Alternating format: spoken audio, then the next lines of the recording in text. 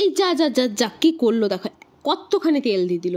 কি আর করার, চলো ওয়েলকাম টু মাই চ্যানেল ঝুমুর ক্রিয়েশনসের পক্ষ থেকে একটা নতুন ভিডিও নিয়ে চলে এসেছি তোমাদের সামনে। দেখো একটি পাস্তা রেসিপি নিয়ে চলে এসেছি। এটা অ্যাকচুয়ালি আমি তৈরি করিনি, এটা আমার বন্ধু আর আমার বর মিলে আমাকে করে খাইয়েছে।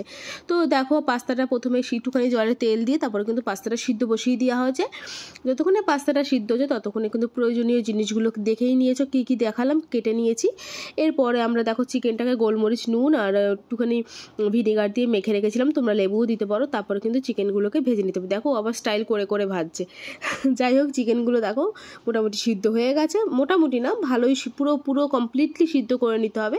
এরপর ওই তেলটার মধ্যে কিন্তু আদা রসুন আর কাঁচা লঙ্কা ভেজে জাস্ট একটুখানি নাড়িয়ে টাড়িয়ে তার মধ্যে কিন্তু পেঁয়াজ কুচিটাও দিয়ে দিতে হবে। ঝুমুর ক্রিয়েশনস চ্যানেলটা এখনও যারা সাবস্ক্রাইব করনি তারা কিন্তু প্লিজ সাবস্ক্রাইব। আর ফেসবুক থেকে যদি আমার দেখে থাকো তাহলেও কিন্তু ফেসবুকেও আমার কিন্তু ইউটিউব চ্যানেলটা দেওয়া আছে, একটুখানি সাবস্ক্রাইব করে দিও।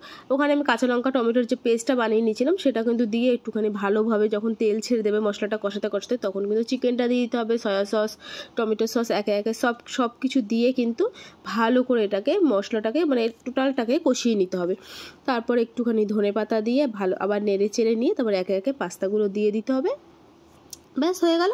এবার ও আবার একটুখানি দেখো স্টাইল মারবে পাস্তাগুলো দেওয়ার পর, উল্টে পাল্টে নিয়ে অনেকক্ষণ ধরেই স্টাইল মারছিল। সব তো আর এত লং ভিডিও তো দেখানো সম্ভব না। তো আমার এই ভিডিওসগুলো কেমন লাগে আমাকে কিন্তু জানিও। আর এটা আমার বর আর আমার ফ্রেন্ড মিলে করে খাইয়েছে আমাকে, যেটা বলেছি আমি। দেখো দেখতে কিন্তু হেভি হয়েছিল, আর দেখার থেকে ইম্পর্টেন্ট খেতে কিন্তু আরও ভালো হয়েছিল। ঠিক আছে, চলো তাহলে সবাই টাটা বাই বাই, দেখা হচ্ছে নেক্সট ভিডিওতে।